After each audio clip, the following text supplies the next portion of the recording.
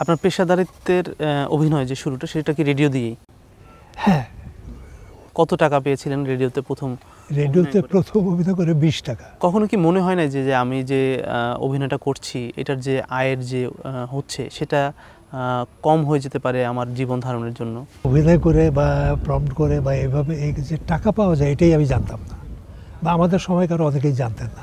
একদম যারা সিনিয়র ছিলেন তারা ফিল্মে টিলমে করতেন, তারা টাকা পয়সা পেতেন, কিন্তু আমি জানতাম না যে টাকা পাওয়া যায়। তো আমার ওই টাকার লোভটা, ইনকামের লোভটা আমার ছিল না। এস্টাবলিশ করতে হবে আমি ভালো অভিনয় করি এটা যেন সবাই বলে, ওই জিতটা ছিল। এবং ওইটাই চলতে থাকলো, নাটক করতে থাকলাম। এর মধ্যে রেডিও আসলো। রেডিও অল্প কিছুদিন করার পরেই রেডিওর শিল্পীরা ধরলো যে সবাই তুই ইয়েতে চলো, টেলিভিশনে শুরু হয়েছে, টেলিভিশনে জয়েন করবা। আচ্ছা ঠিক আছে। তো তখন তার এত অডিশন ফডিশন ঝামেলা ছিল না, লিমিটেড আর্টিস্ট। টেলিভিশনে ঢুকলাম, টেলিভিশন করতে থাকি। এবং টেলিভিশন করতে করতে ওই অভিনয় করি আর ফাঁকে অ্যাসিস্ট্যান্ট হিসেবে কাজ করি। আপনাকে বেশি অভিনেতা হিসেবে সবাই চেনেন, কিন্তু এই যে পরিচয়টা এটা কিন্তু দর্শকের অনেকেই অজানা যে আপনি চলচ্চিত্রের নির্দেশনার সঙ্গে জড়িত ছিলেন। যে এই ধরনের এই যে অ্যাসিস্ট করা, এই স্ক্রিপ্ট অনেক সময় কপি করতে হইতো, কার্বন কপি দিয়া হাতে লিখতে হইতো, এটা আবার আর্টিস্টদের কাছে পৌঁছাইতে হইতো, আর্টিস্টরা কবে রিহার্সাল তাদেরকে বলতে হইতো, তারপরে যেদিন রেকর্ডিং হতো সেদিন ক্যামেরার পিছনে থেকে আর্টিস্টকে হেল্প করা, অনেক সময় ডায়লগ ভুলে গেলে। কারণ তখন তো এরকম মুখস্থ করার কোয়ালিটিটা গ্রো করে নাই কোনো শিল্পীদেরই না। অনেক দুই একজন হয়তো একটু ভালো পারতেন, সবাই যেমন আলতাফ হোসেন ছিলেন অভিনয় করতেন, সে মানে একবার পড়লেই পুরো মুখস্থ হয়ে যেত। এটা কিন্তু আবার অন্যদের ছিল না। তো এই যে তাদেরকে হেল্প করা, তাদের এটা জোগাড় যন্ত্র করা, রিহার্সাল করা, তারপরে এই যে অ্যাসিস্ট করা, এই যে হাতে এই যে একটা হুক্কা লাগবে, তারপরে একটা ঝাড়ু লাগবে, এগুলি সব জোগাড় যন্ত্র কিন্তু আমিই করতাম। স্টেজও চলছে, রেডিও চলছে, টিভি চলছে, একসঙ্গে চলছে। একদিন হঠাৎ করে পরিচালক শিবলি সাদেক, তার অ্যাসিস্ট্যান্ট ছিল খসরু নোমান, এটা আমাদের তুমি সম্পর্ক। তো সে এখন লন্ডনে আছে। তো একদিন রাত্রেবেলায় আমাকে এসে বাড়ির নিচের থেকে ডাকতেছে, আমি 3 তলায় থাকি, ডাকতেছে যেরকম মরে গিয়ে। তা আমি কে, এই কী ব্যাপার, নিচে আসো, কথা আছে। নিচে নামছি, নামার পরে বলতেছে ফিল্মে অভিনয় অ্যাসিস্ট করবা? আমি তো টিভিতে অ্যাসিস্ট করি, ফিল্মে অ্যাসিস্ট করবা? আরে ঠিক আছে, করবো, অসুবিধা কি। তাহলে এক কাজ করো, বিছনাপত্র নিয়ে কালকে সকালবেলা এফডিসি চলে আসবা, আমি আছি, আমরা আউটডোরে যাব 7 দিনের জন্য। ঠিক আছে। পরদিন সকালে গেছি, বড় পিক আপের মতো আছে, এফডিসি ছিল, ওইটার মধ্যে সব লাইটম্যান আর টেকনিশিয়ান যারা আছে, যে কজন আছে সব উঠলাম, আমরা চলে গেলাম করটিয়া। প্রথম দিন শুটিং শেষ, সন্ধ্যার পরে খাওয়া দাওয়ার পরে সব রিল্যাক্স। তো ওখানে ছিল ফতেহ লোহানী, আনোয়ার হোসেন, তারপরে রাজাক, আনোয়ারা, মানে মোটামুটি সব সিনিয়র আর্টিস্টরা। তো বৈশা গোল টেবিলের চারিদিকে বৈশা আড্ডা হচ্ছে। এর মধ্যে দূর দিয়ে আমাকে ডাকছে লেওয়াই, মানে ফতেহ লোহানী। উনি হঠাৎ করে দূর থেকে আমাকে দেখছে, ডাকছে, এই বই দেখাও। এখন আসছে, আসার পরে কইতেছে যেরকম, তুমি নজুকে অ্যাসিস্ট করছো? আমি বলে হ্যাঁ। হি is a very good director, আমি খুব খুশি হয়েছি তুমি তার অ্যাসিস্ট করতেছো, তুমি তার পিছে ছাড়বা না, তার পিছে লাইগা থাকবা। আর নজু বাইরে করতেছে, নজু এই বইরে গিয়ে he is a good artist, সে কিন্তু খুব ভালো আর্টিস্ট, হ্যাঁ, তারে সাইড হতো, তারে রাখো। তখন আস্তে আস্তে মানে সব কেউ কিছু খসরু তখন বলতো, এই বইরে গিয়ে এটা লাগবে, আচ্ছা ঠিক আছে, দৌড়ে যেয়ে দিয়ে আসতাম। এটার মধ্যে একটা আমার আনন্দ ছিল। তার কিছুদিন পরেই একদিন ফরিদ আলী আমাকে বললো, অভিনয় করে ফরিদ আলী আমাকে বললো, বইরে গিয়ে শোনো, হাসান ভাই তোমার দেখা করতে বলছে। তা আমি গিয়ে দেখা করলাম, ফরিদ আলী আমাকে নিয়ে গেল, হাসান ভাই এই যে বইরে গিয়ে করবে। ও তোমার কী হয়েছে, তুমি অ্যাসিস্ট করো?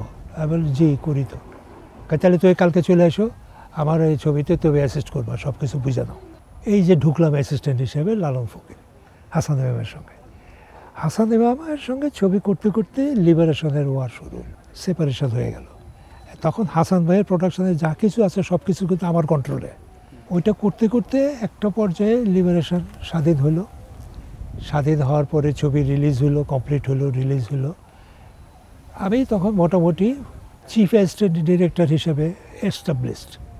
তখন ওই যে এডিটর ছিলেন বশির হোসেন।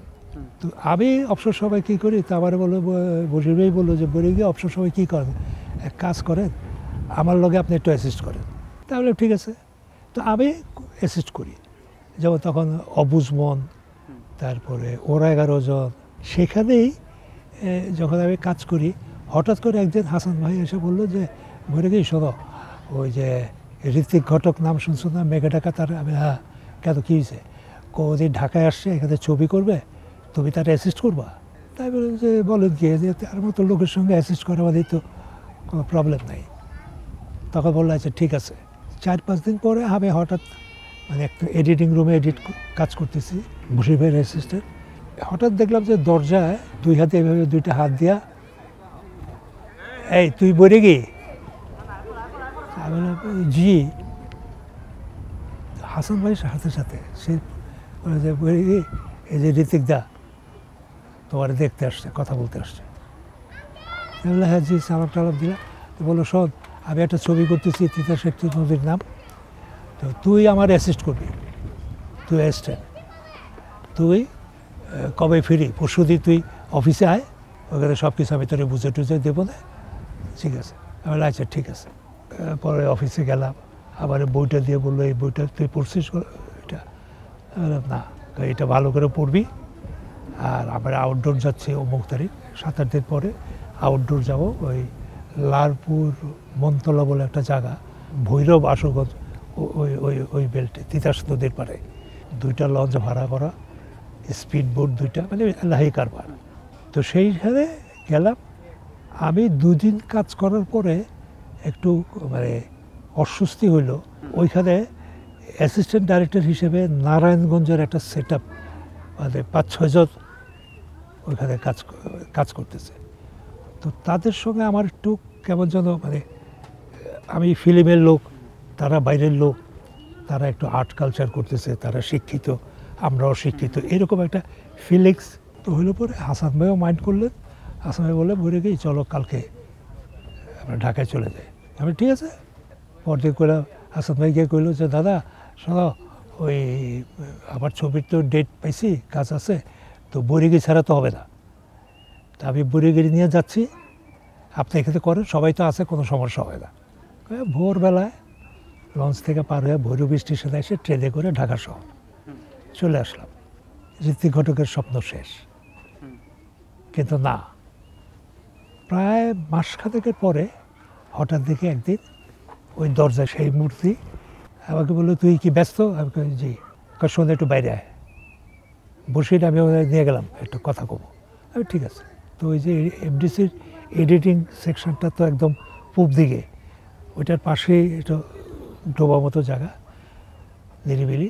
ওই কোনার মধ্যে নিয়ে গিয়ে বললো শোন, আমি সবগুলিরে আউট করছি, কেউ নাই, সব বাদ, তুই অ্যাসিস্ট করবি আমারে, আর তোর যদি অ্যাসিস্ট্যান্ট লাগে 2 জন 3 জন 5 জন 7 জন যাই লাগে, তুই সিলেক্ট করে নিয়ে নেয়। বললাম আচ্ছা ঠিক আছে দাদা। তারপরে আমি বের হয়ে ওই ক্যান্টিনে তখন আড্ডা মারি, আমরা সময় কয়েকজন আড্ডা মারি। তো ওইখানে এজে মিন্টু, সে আড্ডা মারি।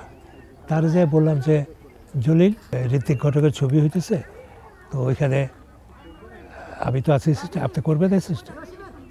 হ্যাঁ করবো। ঠিক আছে।